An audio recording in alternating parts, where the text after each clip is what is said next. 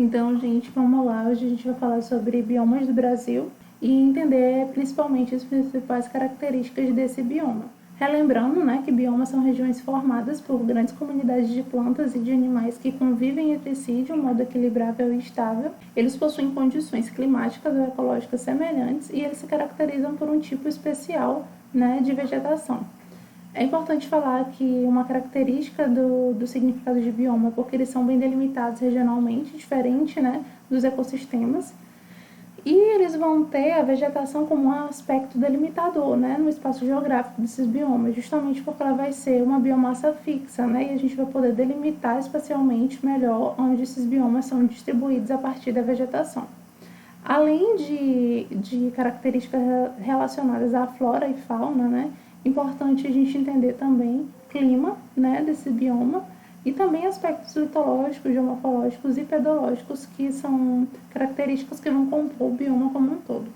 Então, a relação clima com os biomas ela é muito forte, porque vai ser a partir da influência dos climas que essa vegetação ela vai se comportar de uma maneira mais específica, e isso vai ser essencial para a gente espacializar e delimitar esses biomas, certo?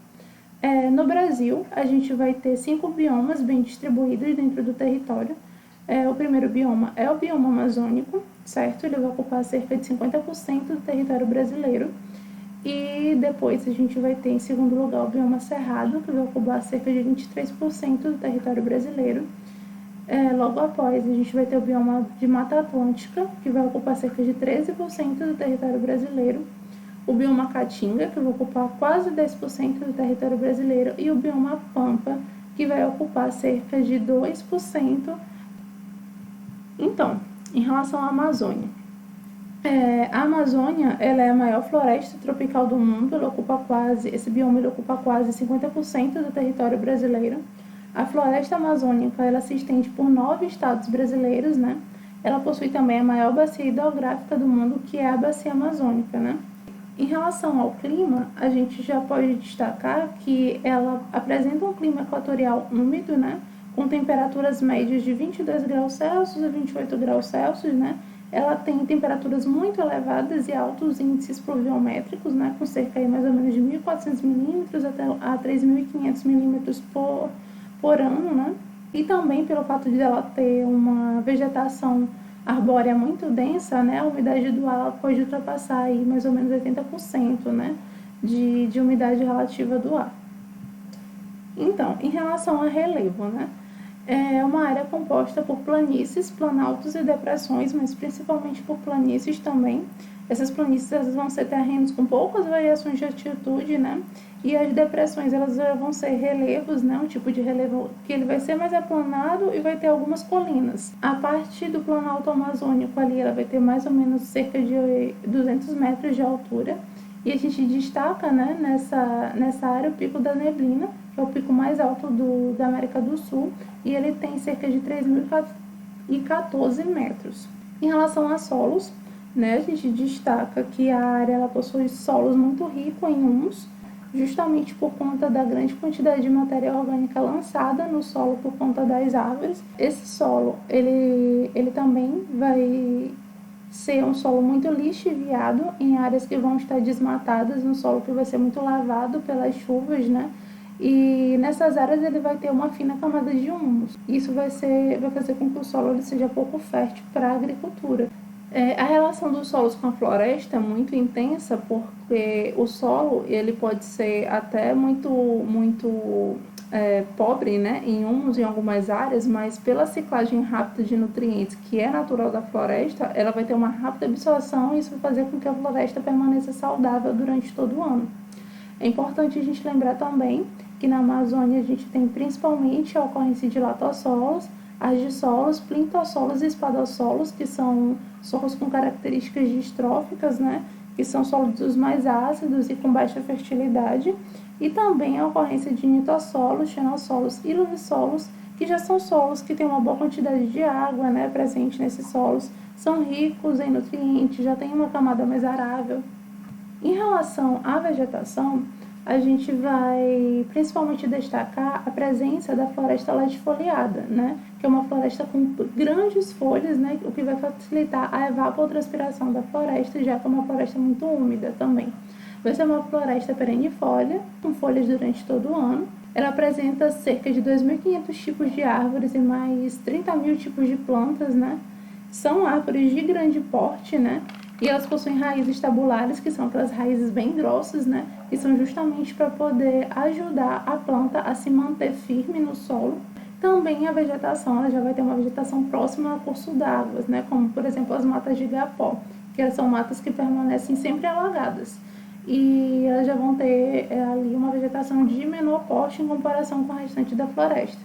Aqui nessa imagem, a gente pode ver mais ou menos, né, como se distribui a vegetação da Amazônia, e aí a gente pode perceber a divisão aqui em mata de igapó, que já é essa mata que está dentro do rio praticamente, a mata de várzea, que está localizada em uma área de enchente já desse rio, né, e a mata de terra firme, que está em áreas que já são um pouco mais altas, certo? A mata de igapó, ela corresponde justamente ao que eu acabei de falar, a floresta alagada da Amazônia, né? Ela está localizada próximo aos rios, ela apresenta plantas de pequeno porte, né? E ela vai ser muito característica das plantas hidrófilas, né? Que são justamente a presença de espécies adaptadas a essa umidade.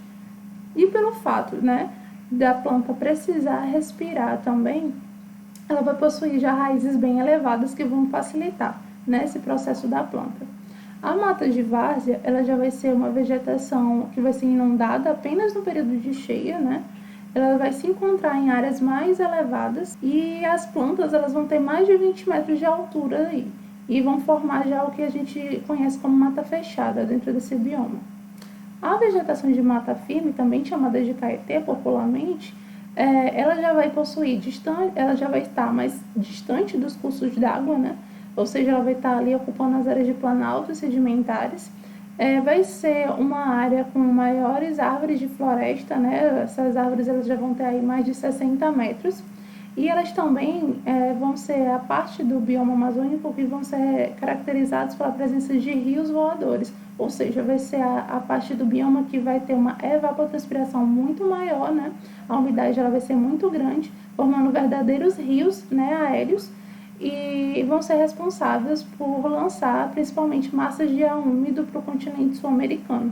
Em relação à fauna, por ser um bioma que ela tem muitas chuvas e muita umidade, né, e também altas temperaturas, isso vai fazer com que ela tenha uma variação de espécies vegetais que vai proporcionar uma variada alimentação, né, e habitat para a fauna, e essa fauna ela vai ser justamente uma fauna muito diversa. Bom, agora a gente vai falar um pouquinho sobre o bioma de cerrado, né? Esse bioma, ele é conhecido como savana, né, brasileira, ele é o bioma que está mais próximo dessas características de savana, e ele ocupa cerca de 23% do território brasileiro, ele está nessa parte aqui mais central, né, como a gente pode ver. Ele inclui, por exemplo, os estados de Goiás, Tocantins, Mato Grosso do Sul, Maranhão, Bahia, né, Minas Gerais, São Paulo. Ele está presente em algumas áreas periféricas, né, no norte, como Amapá e Roraima, e no sudeste também, estados como Paraná e São Paulo. Em relação ao clima, a gente pode classificar o clima desse bioma como clima tropical sazonal. Ele possui uma estação chuvosa bem definida, de outubro a abril, e nessa estação cai praticamente 90% das chuvas, certo? A estação mais seca, ela está classificada entre os meses de maio a setembro, e é praticamente uma estação com ausência total de chuvas. Também vai ter uma área de temperaturas médias, né, entre 18 graus Celsius a 27 graus Celsius aí, e as precipitações elas vão estar mais ou menos entre 1.100 e 1.600 milímetros, né, nessa região. Vai ser uma área também, devido à vegetação mais espaçada, né, uma área de intensa radiação solar. Isso pode até influenciar no aumento da temperatura do solo nesse bioma. Em relação aos solos, né, eles já vão ser solos muito intemperizados e lixiviados, justamente por serem solos decorrentes de formações geológicas mais antigas, né, nessa área de terrenos mais cristalinos. A gente pode destacar os latossólidos e os argissolos como solos principais dessa região. São solos mais arenosos também, né? Essas características de relevo mais plano, né, no bioma de cerrado, ele vai favorecer para que aconteça muita atividade agropecuária, na região, né? Ele vai ser solos mais porosos, ou seja, vão ser solos que eles vão facilitar o escoamento da água, né? Fazendo com que talvez haja uma maior recarga, no caso de lençóis freáticos, né, na região. Eles vão ser solos mais degradados, como eu já falei, por conta dessa atividade agropecuária e por conta da plantação de eucalipto também, que é muito forte nesse bioma.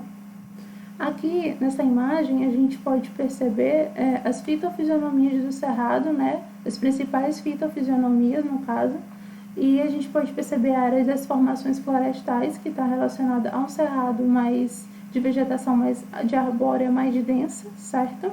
As formações savânicas, que já é uma vegetação mais espaçada, e as formações campestres, que são basicamente formadas por pequenos arbustos e vegetação gramínea, né? Em relação às capacidades adaptativas dessa vegetação, né, a gente destaca principalmente a presença de gramíneas, como a gente falou, e de arbustos mais esparçados, que são bem característicos, né, dessas áreas. Troncos com casca grossa, né, que vão justamente vão ser potenciais na questão do momento das queimadas, né, de proteger essas plantas. Também vai ter a presença de folhas coriáceas, né, que vão ser folhas mais grossas, e aí que vai poder conter mais a umidade dentro da planta, fazendo com que ela resista, né, aos períodos mais secos, e raízes longas, que vai fazer com que essa planta ela vá buscar a água mais longe lá nos lençóis freáticos, né. As formações florestais, né, que correspondem à área mais arbórea, né, do cerrado, ela tem um estrato arbóreo denso e contínuo, né, uma característica desse tipo de vegetação. Essas fitofisionomias elas vão estar muito associadas aos cursos d'água, principalmente sobre forma das matas ciliares, das matas de galeria. Podem ocorrer em terrenos bem drenados ou mal drenados, e ela vai ter uma fitofisionomia mais característica, né, desse bioma, vai ser o que vai representar esse bioma quando a gente pensar em cerrado, né, e vai ser o que a gente chama de cerradão. As formações savânicas, né, ela já possui uma presença dos estratos arbóreo e arbustivo herbáceo, eles vão estar distribuídos aleatoriamente, né, vai ser o que a gente chama de cerrado restrito. Também já vai ter aí algumas concentrações de árvores em locais específicos, né? Ou seja, a gente vai ver árvores maiores, mais aglutinadas em determinados espaços. Também vai ter a presença do palmeiral, que eles podem ocorrer em áreas mal drenadas ou bem drenadas. E também vai ter a ocorrência de veredas, que vão ser áreas onde vai ter a presença do buriti.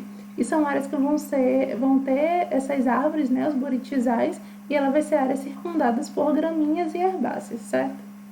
As formações campestres, né, como a gente pode ver aqui, já vão ser áreas, né, que vão ter poucas evidências de arbusto, né, vão ser áreas que a gente vai ver mais a presença de gramíneas, mas ela vai conter, né, em algumas áreas, a evidência de arbustos e subarbustos entremeados, que vai ser o que a gente chama de campos sujos, né. Nos campos limpos, né, como o caso dessa imagem aqui que a gente está vendo, a presença de arbustos ela é praticamente insignificante, e vai ter um trecho de transição, né, entre esse campo limpo e o campo sujo, dentro dessas formações campestres, que vão ser chamadas de campo rupestre. Em relação à fauna, ela possui uma fauna extremamente rica, cerca de 5% de toda a biodiversidade do planeta ela está encontrada nesse bioma, certo?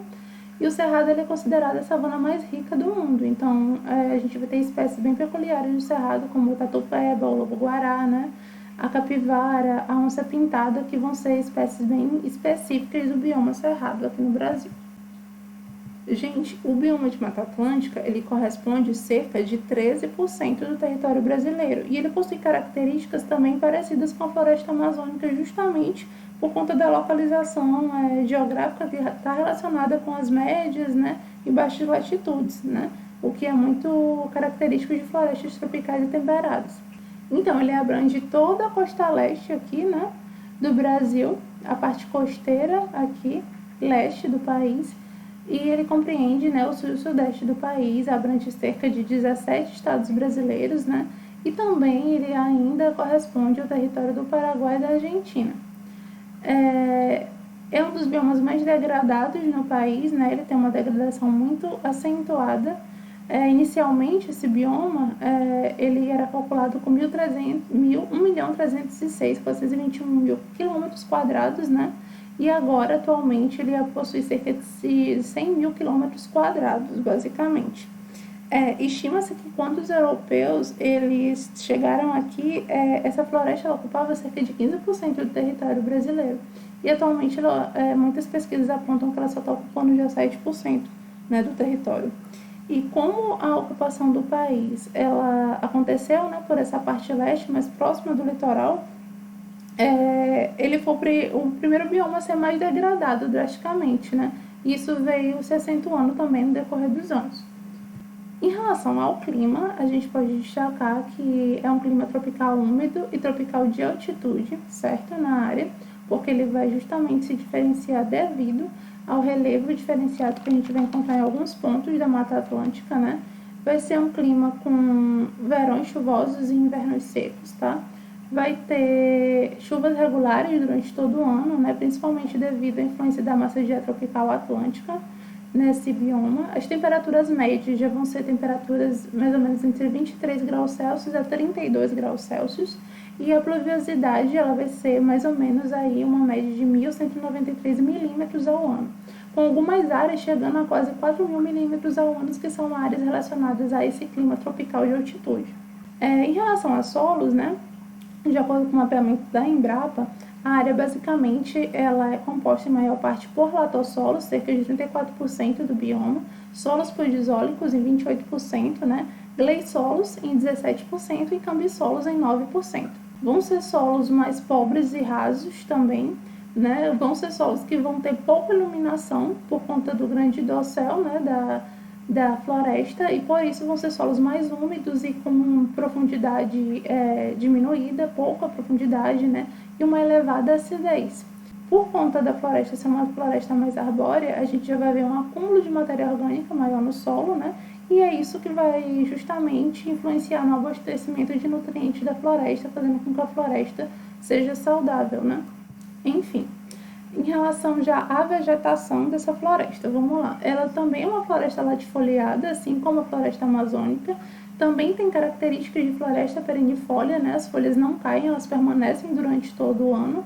Já vai ter características de hidrofitismo, né? Que são plantas capazes de viver em ambientes com muita água, mas principalmente totalmente submersas ou com a capacidade parcial, né, de submersão. A vegetação ela vai ser de médio a grande porte, vai ser a predominância, né, desse bioma.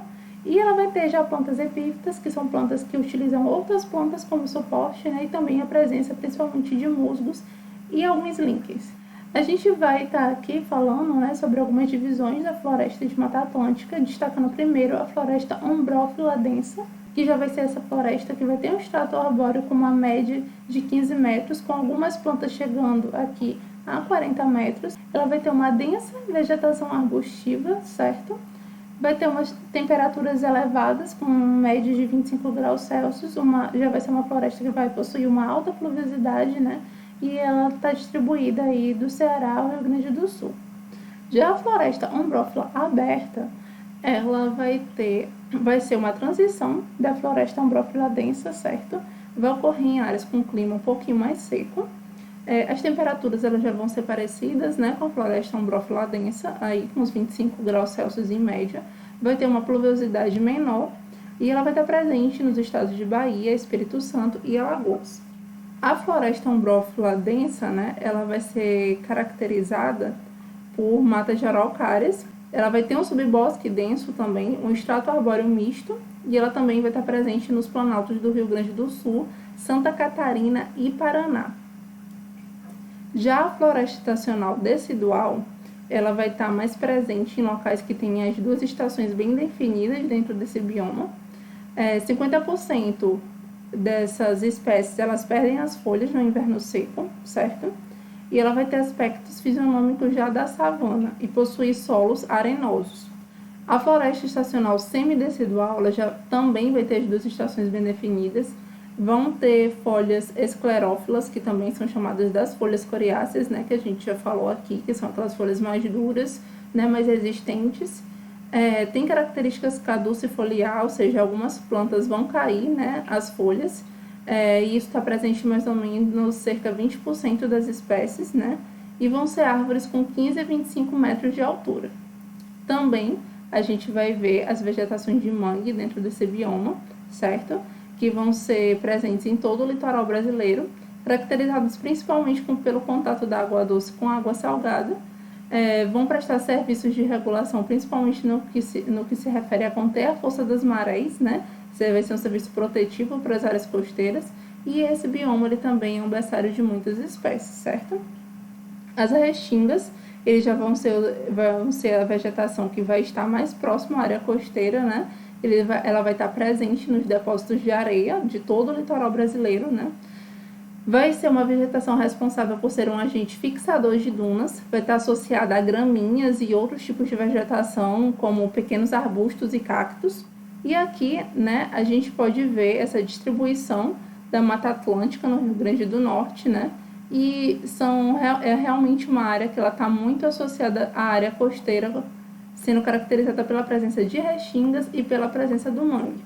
Em relação à fauna, a gente pode perceber que ele é um bioma, né, com muitas espécies ameaçadas de extinção, né? Cerca de 1986 espécies ameaçadas na Mata Atlântica, né, existem nesse bioma, né, essa quantidade de espécies ameaçadas. E isso corresponde a 25% do total de espécies desse bioma, então é muita coisa. Então, espécies como a jaguatirica, né, é uma espécie bem específica da área de Mata Atlântica e é uma espécie ameaçada de extinção. A arara azul, né, também ameaçada de extinção. E o lobo-guará, aí que compõe atualmente a nossa mais nova cédula de R$100, de R$200, também é uma espécie bem característica desse bioma e também ameaçada. A caatinga. A caatinga, ela ocupa quase 10% do território brasileiro, abrange todos os estados do Nordeste, menos Maranhão, é o quarto maior bioma do Brasil e o nome, justamente, ele é muito característico a uma das suas principais características, né, que é a mata branca, a mata ressecada. Esse nome ele vem do tupi, onde cá quer dizer mata e tinga quer dizer branca. Aqui, uma figura retirada do Inventário Florestal Nacional do Rio Grande do Norte, onde mostra a distribuição dos biomas, né, do Rio Grande do Norte, que é a Mata Atlântica, que a gente já viu, e o principal bioma do estado, que é justamente a caatinga, certo? Em relação ao clima, a gente pode destacar que essa área ela possui temperaturas médias de 23 graus Celsius a 27 graus Celsius, certo? Nos meses mais secos, a temperatura do solo atinge cerca de 60 graus Celsius, justamente por ter uma vegetação muito, muito espaçada. As médias pluviométricas elas são inferiores a 800 milímetros, né, por ano, anuais. As chuvas na região elas duram cerca de 3 a 5 meses, né? Possui-se uma irregularidade de chuvas, temperaturas muito elevadas, como nós vimos, e isso facilita para que ocorra longos períodos de seca. Os solos desse bioma, né, eles são solos muito diversos, justamente pelo bioma ele já ter uma diversidade geológica e geomorfológica muito grande. Então, rochas muito diversas, minerais muito diversos vão produzir solos diversos. Exemplos desses solos são os neossolos litólicos, os planossolos, os luvissolos e os neossolos regolíticos.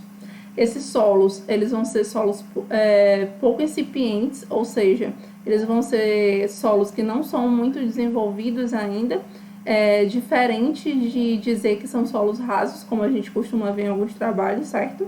Eles vão ser solos incipientes, pouco desenvolvidos ainda por conta principalmente das suas características de formação do solo. Eles vão ser solos ricos em minerais, solos pedregosos, né? E a questão da gente ter esses solos diferenciados está muito atrelado com as suas áreas vegetativas de caatinga hiperxerófita e caatinga hipoxerófita, né?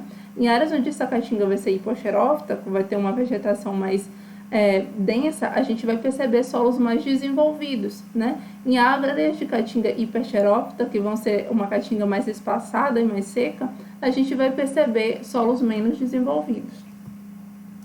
Em relação às principais divisões de vegetação, né, aqui a gente vai trazer justamente a caatinga hiperxerófita, né, que ela ocupa predominantemente os solos rasos, que cobrem rochas de embasamento cristalino, né, como a gente pode ver aqui nessa figura do lado direito.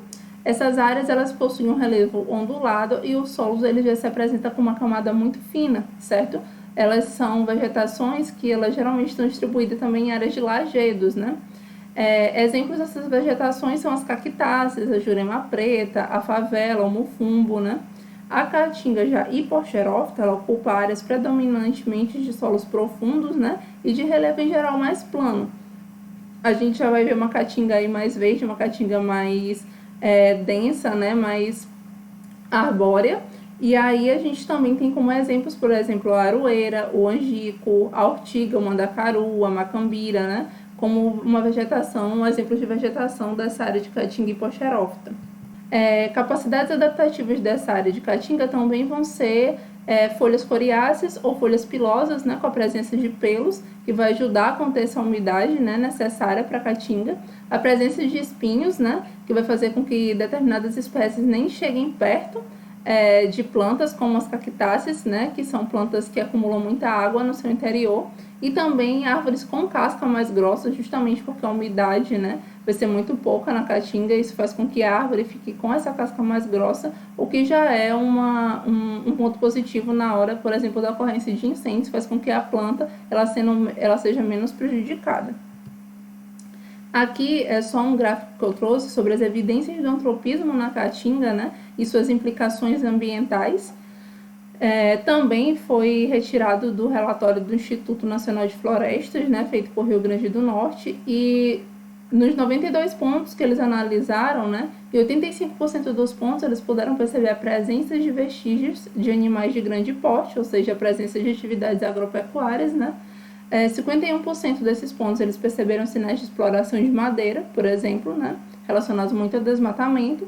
47% desses pontos foram percebidos com sinais de incêndio, 21% com vestígios de caçadores, né, 8% foi percebido com sinais de mineração e outros 8% foi percebido com sinais de presença de estradas, de apicultura, né, sinais de atividade de pesquisa e dentre outros. Em relação à fauna, muitas espécies da caatinga são endêmicas, né? Ou seja, são espécies que ocorrem apenas nesse bioma, né? Sendo que dessas espécies, 13 espécies são de mamíferos, 23 de lagartos, 20 de peixes, né? E 15 de aves. Exemplos dessas espécies são, por exemplo, o sapo cururu, o veado catingueiro, o galo de Campina, dentre outras espécies. Passando já para o nosso último bioma, né? Que ocupa aí uma extensão já menor do país, cerca de 2% apenas, são biomas de pampas. Ele ocupa no Brasil o território apenas do Rio Grande do Sul. Ele também é conhecido como Campos do Sul ou Campos Sulinos, né, e ocupa áreas aí de planícies extensas no sul do país. Ele é o segundo bioma mais devastado do país, né, devido a atividades agropecuárias muito intensas que ocorrem nesse bioma. E o nome Pampas ele é justamente decorrente do indígena Quechua, que significa planície, né? Que é uma característica grande desse bioma. O clima ele está relacionado a um clima temperado do tipo subtropical, certo? Ele tem uma grande variação sazonal, né? Ou seja, verões quentes e invernos rigorosos, podendo ocorrer também geadas e precipitações eventuais de neve, certo? Ele vai ter aí temperaturas médias relacionadas a 15 graus Celsius a 18 graus Celsius. Vai ter influência das massas de ar oriundas da região polar e da área continental e atlântica também. Em relação aos solos, a gente pode destacar que ele já vai ser um bioma de solos também arenosos. Vão ser solos férteis e suscetíveis à erosão, né? Principalmente erosão hídrica e erosão eólica. Devido ao uso, né, desses solos por conta das atividades agropecuárias, devido à devastação que esse bioma vem sofrendo, ele vem passando por um processo de arenização, formando o que se chama de areiais, né? Também vai ter áreas de solo férteis, né, como as áreas de terra roxa, né, ou as áreas de latossolo roxo. Esse latossolo roxo, ele é resultado de milhões de anos de decomposição de rochas basálticas, né? Essas rochas basálticas, elas pertencem à formação Serra do Geral, né? E elas se originaram do maior derrame vulcânico que já aconteceu no planeta, que foi a separação do antigo continente Gondwana, né? e resultando aí em todos os nossos continentes atuais e na América do Sul e na África, que são onde a gente vê a ocorrência desse solo. É importante a gente falar também que esse solo ele tem essa cor devido à presença de magnetita, né, que é um mineral decorrente do óxido de ferro.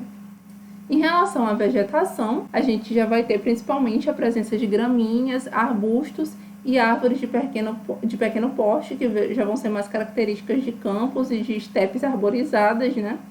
Vai ser áreas com maior concentração de umidade, né? Também em algumas áreas onde essa umidade for maior, ela vai ter uma floresta mais densa, né? Também a gente vai perceber a presença de florestas deciduais e ombrófilas, como a presença de pinheiros e araucárias e restinga arbórea. E essas florestas elas já vão acontecer em áreas de transição para com outros biomas, né? Em relação à fauna, também é um bioma com uma diversidade de espécies muito grande e algumas dessas espécies são endêmicas, né? Também só ocorrem nesse bioma, como por exemplo a presença do veado campeiro, do beija-flor de peito azul ou beija-flor de barba azul, do tucutuco, né? Que é um tipo de marmota, dentre outras espécies. Então, os nossos biomas brasileiros, a gente pode perceber que eles têm muitas características associadas ao que a gente estuda também no que se chama de biomas globais terrestres, né? Mas também muitas características específicas no que se refere ao comportamento, né, das características naturais do nosso país. Então é isso, gente. Muito obrigada pela atenção de vocês e até o nosso próximo encontro.